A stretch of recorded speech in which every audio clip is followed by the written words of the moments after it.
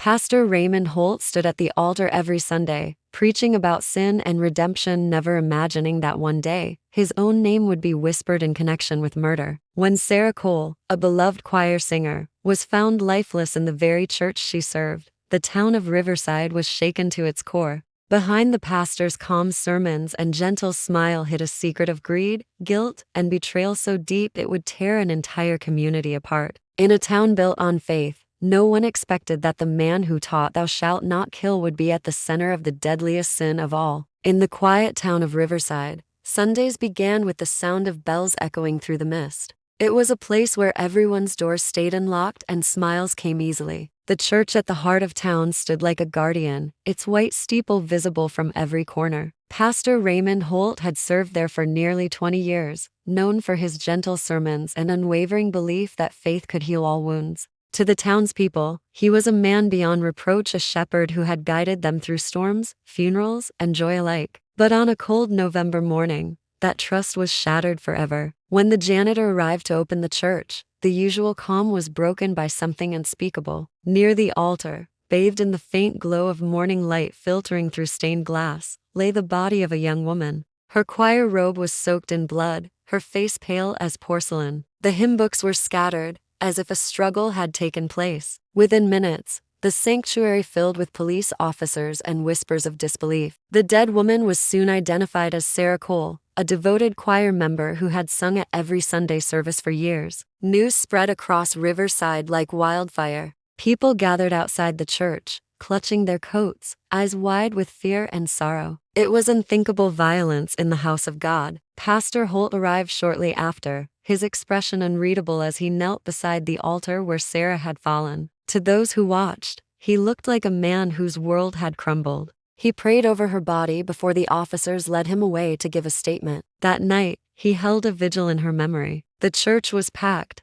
candles flickering like small souls in the darkness. His voice trembled as he spoke of forgiveness, sin, and the mysteries of God's will. Yet even as he spoke, some felt a shadow in his words, something sorrowful and distant that hadn't been there before. Outside, rain began to fall softly, washing over the church steps as if trying to cleanse the sin committed there. But no amount of rain could wash away the fear that took root in Riverside that night. For the first time in living memory, the people of the town began to lock their doors, and Pastor Holt's peaceful sermons no longer felt like comfort, they felt like warning. Detectives arrived from the county headquarters the next morning, their cars forming a somber line outside the church. The investigation began immediately, though the crime scene offered little in the way of obvious clues. There was no sign of forced entry, no broken windows, no missing valuables. Whoever had entered the church that night had done so with a key or the trust of those inside. Sarah Cole's family was devastated, struggling to understand how such a gentle, faithful soul could meet such a brutal end. She had been known for her kindness, her laughter, and her loyalty to the congregation. Yet, as detectives soon learned, she had also been carrying a secret that few could imagine. When investigators checked her phone records, they found fragments of text messages that hinted at something troubling.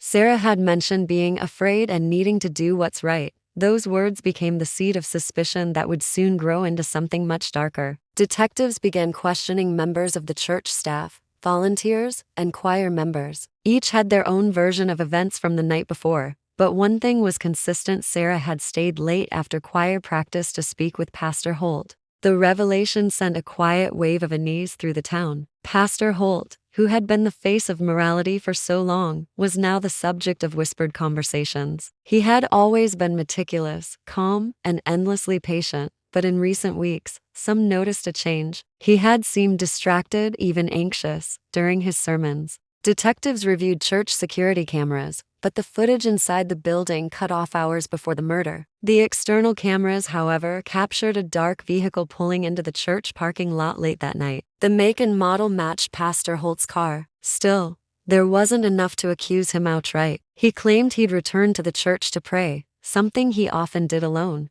The explanation was plausible, yet it didn't sit right with the lead detective. A deeper look into the church's finances revealed inconsistencies: donations that had disappeared without explanation, signatures that didn't match the records. The church's image of holiness began to crack. Behind the hymns and prayers, it seemed something deceitful had been quietly growing. And in that growing shadow, Sarah Cole might have discovered a truth someone was desperate to bury. Days turned into weeks as the investigation deepened, and what had once seemed like a senseless act began to reveal a web of hidden motives. The police focused on Pastor Holt, whose calm demeanor had shifted from confidence to quiet defensiveness. His sermons grew shorter, his attendance dwindled, and he no longer lingered after services to speak with parishioners. Behind his measured tone, there was tension, a weight pressing down on him that he could not hide. Detectives returned with a search warrant, determined to uncover what lay beneath the pastor's polished image. Inside his office, they found evidence of meticulous control. Bookshelves lined with old Bibles, donation ledgers perfectly arranged, and his desk spotless to spotless. When one officer noticed uneven floorboards beneath a rug, they pried them open and uncovered a small metal box. Inside was a delicate gold necklace with the initials S.C. engraved on it. Tests confirmed it belonged to Sarah Cole. Even more damning were the faint traces of blood found on the chain. The discovery shattered what remained of Holt's reputation. The town that once adored him now looked at him with suspicion and fear. Still, Holt insisted he was being framed. He claimed Sarah often left her belongings behind after practice, and that someone must have planted the evidence. But another discovery made that defense crumble. A financial audit revealed that thousands of dollars in church donations had been quietly diverted into a personal account under his name. The missing funds stretched back months, perhaps longer. Sarah, a member of the finance committee, had likely noticed. Investigators began to suspect that she had confronted Holt about it the night she died. The more they uncovered, the darker the portrait became. Holt's once perfect image was now a reflection of greed and deception. The irony was not lost on anyone. His most powerful sermons had warned against the sin of covetousness, yet he had succumbed to it himself. Still, the detectives were cautious. The evidence was compelling but incomplete. Something about the crime scene still felt staged, too deliberate, as if someone wanted Holt to look guilty. As suspicion thickened, so did confusion. The truth was close, but it was buried under layers of lies, each more intricate than the last. As the trial date neared, Riverside found itself split in half. Some refused to believe that Pastor Holt, the man who had baptized their children and buried their loved ones, could commit murder. Others were convinced he had fooled them all for years. The church, once a place of comfort, now stood silent, its doors locked and its pews gathering dust. Reporters lingered outside the courthouse, eager for any new detail that might explain the contradictions in the case. Though the evidence against Holt was strong, something about the investigation felt incomplete. It was a forensic analyst who first noticed the inconsistency. The DNA found on the necklace was a close match to Sarah Cole but not exact. That small detail changed everything. It meant that another relative of Sarah's could have been involved. The police re-examined her family background and found that she had an older brother, Ethan Cole, who had a record of minor thefts and had drifted in and out of trouble.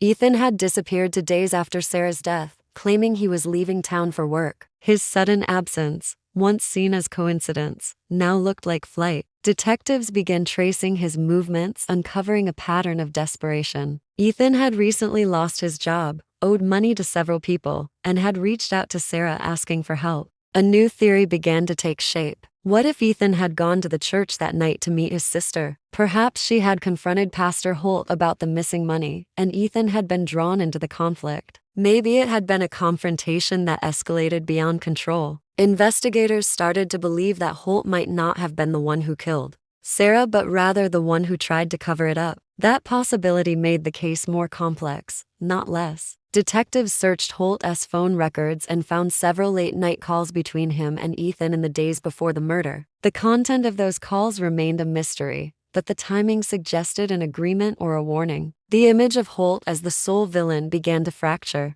It became increasingly clear that the truth was shared between two men, one driven by greed, the other by guilt, and both bound to the same unforgivable sin. Months passed before Ethan Cole was finally found. He had been hiding in a cabin deep in the northern woods, living under a false name and surviving on cash he'd taken before fleeing. When the officers surrounded the cabin, he surrendered without resistance. In the interrogation room, his story unraveled slowly, piece by piece, revealing the tragic web that had destroyed so many lives. Ethan admitted that he had gone to the church on the night of Sarah's death. He said Pastor Holt had called him, promising money in exchange for persuading Sarah to stay silent about the missing donations. According to Ethan, he never meant to harm his sister, only to convince her that exposing the theft would ruin their family's name and destroy the pastor's reputation. But the conversation turned violent. Sarah, unwilling to compromise her principles, threatened to go to the police the next morning. In panic, Ethan tried to stop her from leaving, and during the struggle, she fell and struck her head against the edge of the altar. He claimed it was an accident,